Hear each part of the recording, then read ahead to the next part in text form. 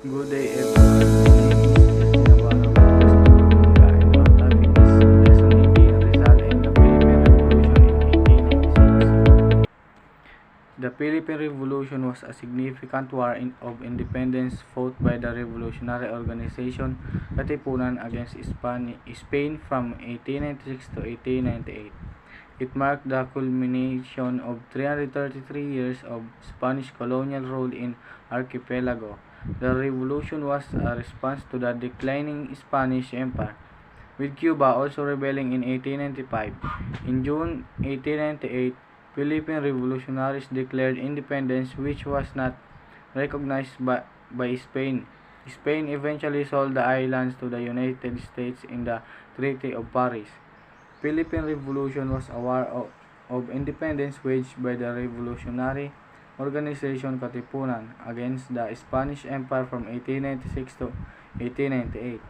Philippine Revolution starts on August 24, 1896 until December 10, 1898, exactly 2 years with 3 months and 2 weeks and 2 days. The revolutionaries declared independence and established the revolutionary government of the Philippines, leading to the First Philippine Republic. Spain ceded control of the Philippines to the United States in the Treaty of Paris, sparking the Filipino-American War. The Katipunan, led by figures like Andres Bonifacio and Emilio Aguinaldo, played a crucial role in the revolution.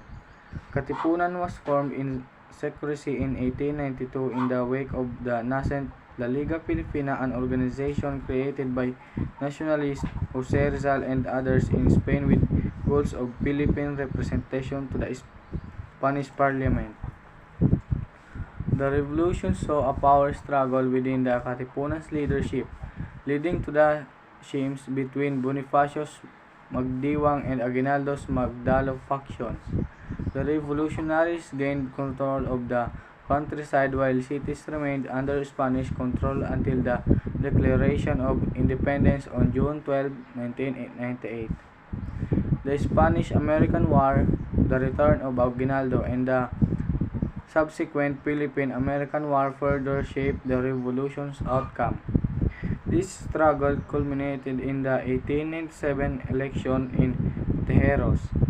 The revolution flared up in the Central Luzon. On August 12, Aguinaldo proclaimed Philippine independence.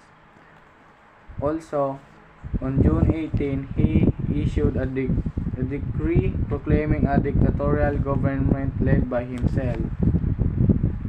Hi everyone, my name is Christopher Monda and this is the continuation of the report. Jose Rizal is the prominent figure in the Philippine history. He was not directly involved in the Philippine Revolution, which lasted from 1896 to 1898. However, his written, particularly his novel No Limitang Hele, are often cited as inspirational to the revolution. Rizal was the key member of propaganda movement, a group of Filipino writers in Europe who used the literature of criticize Spanish colonial rule in the Philippines. Si Rizal daw po ay hindi directly na involved sa revolution. And nung panahon ng revolution ay nagsulat po siya ng nobela para gisingin at pakilusin ang mga Pilipino para ipaglaban ang kalayaan. Inilahad din ni Rizal ang mga kawalan ng karapatan at pangabuso na dinanas ng mga Pilipino sa ilalim ng pamumuno ng mga Espanyol. And nung panahon din po ng revolution, si Andres Bonifacio po ay nag-lead sa Katipunan to call